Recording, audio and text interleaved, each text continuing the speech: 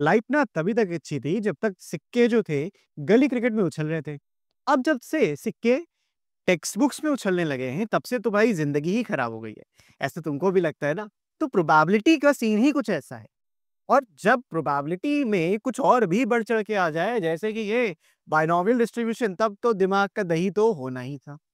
तो आज मैं आपके इस डर को खत्म करने आया हूं विद बाइनोमियल डिस्ट्रीब्यूशन। लेकिन अगर उससे पहले चैनल पे नए हो तो मेरा नाम है ऋतिक राज एंड मैं ऐसे ही क्लास 11 12 मैथ्स के वीडियोस लाता रहता हूँ, स्पेशली अप्लाइड मैथ्स के। सो अगर अभी तक सब्सक्राइब नहीं किया है तो सब्सक्राइब करके जाना और बेल आइकन को दबा के जाना। तो हम शुरू करते हैं। ये कंसेप्ट बूस्टर है हमारा, और अगर आपको पूरा वीडियो देखना है तो इधर आई बटन पे क्लिक कर सकते हो। आपको बाइनोमियल डिस्ट्रीब्यूशन का कंप्लीट वीडियो मिल जाएगा। लेकिन समझते हैं कि करना क्या है, प्रोबेबिलिटी होती क्या है। जैसे मैंने आपसे भी सिक्का उछालने की बात करी, करेक्ट? तो अगर आप एक सिक्का उछालोगे तो उसमें दो ही चीजें हो सकती हैं, या तो हेड्स आ सकता है या तो टेल्स आता है। अब प्रोबेबिलिटी इन सारी पॉसिबिलिटीज को बताती है कि भाई किसी चीज के होने के क्या चांसेस हैं। तो एक कॉइन को अगर आप टॉस कर रहे हो तो या तो उस पे हेड आएगा या तो टेल आएगा। तो तुम बोलोगे सर हेड आने की जो प्रोबेबिलिटी थी वो थी 1/2, और जो टेल आने की प्रोबेबिलिटी थी वो भी थी 1/2, करेक्ट? तो 50-50% चांस होता है। लेकिन अब तुम थोड़े से बड़े हो गए। अब तुम एक की जगह दो सिक्के उछालते हो। अब जब तुम दो सिक्के उछालने पे आओगे तो अब क्या होगा? अब भाई हेड्स के साथ एक सिक्के पे हेड दूसरे पे भी हेड आ सकता है, पहले पे हेड दूसरे पे टेल, पहले पे टेल दूसरे पे हेड, या दोनों में ही टेल आ सकता है। अब अगर मैं तुमसे पूछूं हेड आने की क्या प्रोबेबिलिटी है तो सवाल ही गलत हो जाएगा, करेक्ट? तो जो इवेंट्स हैं वो एक्सपेरिमेंट पे डिपेंड करते हैं। यहाँ पे एक सिक्का उछालना एक्सपेरिमेंट था, वहां पे दो सिक्के उछालना एक्सपेरिमेंट है। तो ये होते हैं एक्सपेरिमेंट। इवेंट्स क्या होते हैं? उनके सबसेट, जैसे भाई दो हेड्स आना, दो, एक हेड एक टेल आना, एक टेल एक हेड आना, एक टेल टेल आना, ये क्या है? ये इवेंट्स है। बात समझ रहे हो? तो ये इवेंट्स और एक्सपेरिमेंट्स में बेसिक सा डिफरेंस होता है। डाइस के साथ भी सेम सीन है। अब डाइस फेंकते हो तो 6 पॉसिबिलिटीज हैं, लेकिन अगर आप दो डाइस फेंकते हो तो 36 पॉसिबिलिटीज हैं।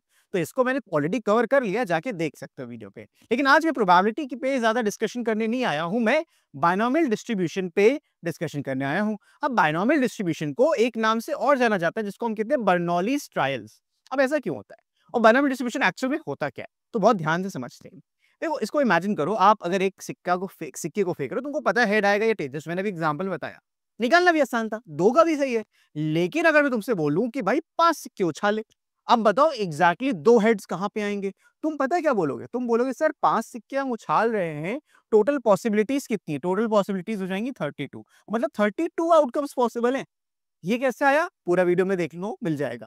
तो 32 पॉसिबिलिटीज है भाई। अब 32 पॉसिबिलिटीज में दो हेड्स कहाँ आएंगे? ठीक है सर, हेड हेड और बाकी में टेल आ गया, बहुत अच्छी बात है। इधर हेड, इधर टेल, इधर भी हेड, इधर भी टेल आ गया। अब लेकिन ये सोचो कितना रिवॉल्व हो सकते हैं, कहाँ कहाँ एग्जैक्टली दो हेड आ सकते हैं। तो ये प्रॉब्लम हमेशा रहती है जब बहुत ज्यादा ट्रायल्स हो जाते हैं, नॉर्मल प्रोबेबिलिटी से काम नहीं चलता, तो हम बर्नौलीज डिस्ट्रीब्यूशन का काम करते हैं, यूज करते हैं।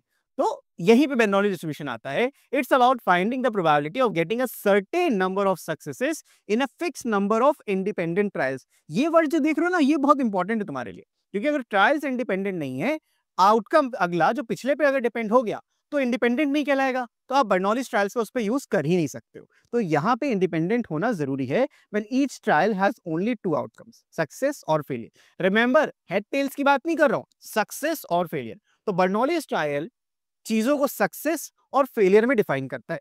बट ये सक्सेस आती है किसके रेफरेंस में? आपके रैंडम वेरिएबल के रेफरेंस में। रैंडम वेरिएबल देखा ना, बिना देखे ही समझ नहीं आएगा, तो रैंडम वेरिएबल वाला कंसेप्ट बूस्टर ही देख लो, बहुत समझ में आ जाएगा। तो भाई सक्सेस और फेलियर को हम डिफाइन करते हैं।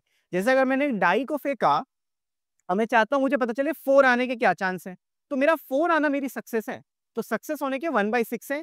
फेलियर 4 के अलावा कुछ भी आ जाए वो फेलियर है मेरा। हम चाहे 10 डाइस फेंके, चाहे 100 डाइस फेंके, चाहे 2 डाइस फेंके, हमेशा सक्सेस और फेलियर एक ही डाइस के रेफरेंस में आएगा। सेम कॉइन के साथ है, मैं 100 कॉइन्स फेंकू, 10 कॉइन्स फेंकू, सक्सेस और फेलियर एक ही कॉइन के रिस्पेक्ट में डिफाइन होता है। आगे क्वेश्चंस कराऊंगा, बहुत अच्छे से समझ में आएगा। तो बाइनोमियल डिस्ट्रीब्यूशन का जो मेन पेन पॉइंट होता है वो मैंने आपको क्लियर कर दिया है। अब बाइनोमियल डिस्ट्रीब्यूशन अप्लाइज कहां पे होता है? When you repeat the same experiment multiple time, जैसे tossing a coin, rolling a die, etcetera. Each experiment has only 2 possible result, success और फेलियर। यहाँ पे 2 आउटकम्स की बात नहीं कर रहा, 2 रिजल्ट की। सक्सेस और फेलियर में हम चीजों को डिफाइन कर सकते हैं। जैसे मैंने अभी आपको डाइस का एग्जांपल समझा दिया। द प्रोबेबिलिटी ऑफ सक्सेस, अब सक्सेस को हम बोलते हैं P, stays the same in every trial। तो 2 चीजें होती हैं, ये we have a P which is success, we have a Q which is failure। तो भाई यहाँ पे सक्सेस और failure should always add up to 1। अगर सक्सेस नहीं हो रहा है तो आपका फेलियर हो रहा है। जैसे डाइस का एग्जांपल लिया, मान लो डाई थ्रो किया मैंने और मेरा जो रैंडम वेरिएबल है वो 4 आना है, तो सक्सेस होने के चांसेस तो 1/6 है, क्योंकि डाई में 6 नंबर होते हैं, 4 तो एक ही बार आएगा, तो 1/6। फेलियर कैसे होगा? 5 बार हो, 5/6। 5/6 क्यों? क्योंकि 6 में से 5 बार 4 नहीं आ रहा है, वो फेलियर है। 4 आना सक्सेस, 4 ना आना फेलियर। बाकी कोई भी नंबर है, मुझे घंटा फर्क नहीं पड़ता। समझे? बस ऐसा ही आपको समझना है। ऑल ट्रायल्स आर इंडिपेंडेंट, ये मैंने आपको समझा दिया क्यों इंपॉर्टेंट है। इसका फॉर्मूला बड़ा प्यारा सा, बड़ा छोटा सा फॉर्मूला है। फॉर्मूला इस तरीके से आप लिखते हो, P x equals to r. यहाँ पे जो x है वो रैंडम वेरिएबल है, r उस रैंडम वेरिएबल की वैल्यू है, जो डिस्क्रीट वेरिएबल मैंने तुमको सिखाए थे। इसका फॉर्मूला होता है NCR कॉम्बिनेशन वाला, उसका भी शॉर्ट वीडियो बना दूंगा, परेशान मत होना। NCR P की पावर R Q की पावर N माइनस R। ये Q क्या है? Q फेलियर है, यहां मैं लिख देता हूं। P का मतलब है सक्सेस, राइटिंग में मत जाना, पढ़ा तो अच्छा रहो ना। Q का मतलब है फेलियर। और ये जो N क्या है? N is the number of trials. तुम कोई चीज को, जैसे डाई को फेंक रहे हो, उसमें 6 आउटकम्स होते हैं, बट N 6 नहीं है। आउटकम वो मतलब टोटल ट्रायल्स वो होंगे जो N है, और N क्या है? जितनी बार आपने डाइस को फेंका। बात समझ में आ गई? तो यही 3 चीजें इन्वॉल्व हैं, P Q N। और इस फॉर्मूले में जो P प्लस Q होगा, इसकी वैल्यू हमेशा 1 होगी। तो कई बार सवाल में P दिया होता है, Q नहीं दिया होता, तो आप Q निकाल सकते हो 1 माइनस P से। तो मोटा मोटा आपको फॉर्मूला समझ में आ गया होगा। अब एग्जाम्पल से समझते हैं, ज्यादा अच्छे से क्लियर होगा। अब मानो मैंने 3 कॉइन्स को टॉस किया और तुमसे पूछा, बेटा ये बताना कि एग्जैक्टली 2 हेड्स कैसे आएंगे। 3 कॉइन्स में समझाना आसान है। जब आप 3 कॉइन फेंकते हो तो आपको हेड हेड हेड मिल सकता है, हेड हेड टेल मिल सकता है, हेड टेल हेड मिल सकता है, या हेड टेल टेल मिल सकता है। करेक्ट? और टेल के साथ भी सेम काम करते हैं, tail head head, tail head tail, tail tail head, और टेल टेल टेल। ये 8 के 8 यूनिक आउटकम्स हैं। मैंने रटे नहीं थे, बट लिखने का तरीका मुझे मालूम है, तुम्हें भी सिखाया है, जाके देख लो पूरा वीडियो। तो ये पूरा मैंने इस तरीके से लिखा। एग्जैक्टली 2 हेड्स की बात कर रहे हैं। मेरे पास टोटल 8 आउटकम्स हैं। मुझे 2 हेड्स कहां दिख रहे हैं? एक यहां दिख रहा है, एक यहां दिख रहा है, एक यहां दिख रहा है, और कहीं नहीं दिख रहा, सिर्फ 3 जगह दिख रहा है। तो इसका आंसर क्या होगा? Probability of exactly 2 heads. 2 heads मुझे कितनी बार दिख रहे हैं? मुझे 3 बार दिख रहे हैं। Out of how many? 8 times. Answer क्या आ जाएगा? 3/8 आ जाएगा। आसान लगा? बहुत आसान था। 3 के लिए करना बहुत आसान है। बट इसी जगह पे अगर 10 कॉइन्स होते, तुम्हारे पास पता है 8 आउटकम्स ना होते, 1024 आउटकम्स होते, क्योंकि 2 की पावर 10। तो ये भी इंपॉर्टेंट है। तो ये आपको मिल जाएंगे आउटकम्स। तो आगे क्या प्रॉब्लम, कैसे हम इसका यूज कर सकते हैं? इस फॉर्मूले का यहाँ पे कैसे यूज करना है उसको देखते हैं। यहाँ पे n वो है जो मैं ट्रायल कर रहा हूं, यानी n की वैल्यू 3 है। ये तो डायरेक्ट था, फॉर्मूले से बता रहा हूं। p क्या है? पहले तो बताओ सक्सेस क्या है? सक्सेस है हेड आना। हेड आना सक्सेस है। अब अगर हेड आना सक्सेस है बच्चों, तो P की वैल्यू 1/2। कॉइन आसान है, P 1/2 Q 1/2 ही रहता है। अब आपको बताना है R। R is 2। यहाँ पे मैंने R का मतलब नहीं लिखा, वो भी लिख देता हूँ, वरना तुम बोलोगे सर ये क्या है। R का मतलब है जो तुम्हें नंबर ऑफ टाइम सक्सेस चाहिए, number of times success happens. कितनी बार जीत गए तुम? Number of times of success, कितनी बार सक्सेस हुआ है, मतलब कितनी बार आपका हेड आया है। तो R क्या है? इसमें 2 है। तो फॉर्मूला क्या होता है? P x इक्वल्स टू 2, ऐसे लिखते हैं। n 3 था, इधर आएगा C2, और P की पावर 2, Q की पावर 3 माइनस 2 यानी कि 1, और P Q क्या है? सेम ही है भाई। तो 1/2 की power 2 and 1/2 as it is. 3C2 3 होता है, ये हो जाएगा 1/4 इंटू 1/2। आंसर आ गया 3/8। तुम्हें लग रहा है ये ज्यादा आसान है, बट ट्रस्ट मी, जब नंबर ऑफ कॉइन्स बढ़ जाते हैं तो उसमें रोज हो गए और इसमें हंस दोगे, तो इसको पढ़ लो, बहुत इंपॉर्टेंट है। अब फटाफट मैं आपको बहुत सारे क्वेश्चंस कराता हूं ताकि आपको चीजों में क्लैरिटी मिले। अब 10 कॉइन्स कर लो भाई, करके दिखाओ फ्लिप। मैं चैलेंज देता हूं, लिख के दिखा दो भाई 10 कॉइन्स के आउटकम्स तुम। ठीक है? Find the probability of getting exactly 3 head. तो सवाल क्या पूछ रहा है भाई? तुम मुझे बता दो कि x इक्वल्स टू 3 कितनी बार आएगा। तो चीजों को ना पहले नोट करो। n कितना है बेटा? 10 है, क्योंकि 10 कॉइन्स थे। r कितना है? जितनी बार तुमको सक्सेस चाहिए। p 1/2, कॉइन के केस में बहुत आसान है, p 1/2 q 1/2, इनका सम 1 होना चाहिए। तो भाई x इक्वल्स टू 3 में आप क्या लिखोगे? आप लिखोगे 10 C3 1/2 की पावर जो यहाँ पे नंबर है, सक्सेस कितनी बार हुआ और फेलियर कितनी बार हुआ। तो ये तो बहुत आसान सी चीज है, 10 - 3 7।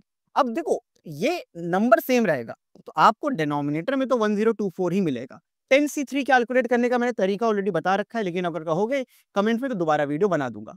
10 9 और 8 डिवाइडेड बाय 3 2 1 120 हो जाएगा। तो आंसर आ जाएगा 120/1024। ये 2 से कटेगा, 2 से कई बार कटेगा, जितनी बार आपका कट रहा है कटवा लो, जितनी बार कट रहा है कटवा लो। खैर ये 15 8 टाइम्स होता है तो 8 से तो कट ही जाएगा। जब आप इसको 8 से कैंसिल आउट करोगे तो 8 1 टाइम्स एंड 15 यहाँ पे 8 करोगे तो 1, 22 का मतलब 2 और बचा कितना 64 यानी 8 128। तो आंसर आ जाएगा 15/128। तो 1024 में 120 बार एग्जैक्टली 3 हेड्स तुमको मिलने वाले हैं। काउंट करके दिखाना, मैं चैलेंज करता हूँ भाई। ये हो गया क्वेश्चन 1। क्वेश्चन 2 देखते हैं, डाइस का example. A dice rolled 6 times, find the probability of getting a 4 exactly 2 times. Exactly 2 times, ये जो 2 है एग्जैक्टली इसी को हम कहते हैं आर। आर 2 हो गया, एन 6 हो गया। जितनी बार तुमने फेंका है वो एन है। बहुत फेंकते हो, फेंकना कम कर दो। पी हो जाएगा 1/6। क्यों 1/6? क्योंकि मेरा रैंडम वेरिएबल क्या है? मेरा रैंडम वेरिएबल है गेटिंग अ 4, गेटिंग अ 4, ठीक है। और ये x इक्वल्स टू 2 जब मैं लिखूंगा तो मुझे 4 कितनी बार मिला? एग्जैक्टली 2 बार मिला। ऐसे समझोगे चीजें तो कैसे नहीं समझ में आएंगी। और क्यों क्या हो जाएगा? 1 - 1/6, 1 माइनस पी जो होता है 5/6। ऐसे देख लो, वैसे देख लो, तुम्हारा मन है ऐसे कैसे करना। x इक्वल्स टू 2 मतलब कि 4 जो है वो एग्जैक्टली 2 बार आया। x इक्वल्स टू मतलब क्या है? 4 एग्जैक्टली 2 बार आया। तो आप यहाँ पे लिखोगे एज टोटल 6 बार फेंका, 2 बार आया और p की पावर, चलो p क्या 1/6 है, मैं डायरेक्टली वैल्यू लिख रहा हूँ।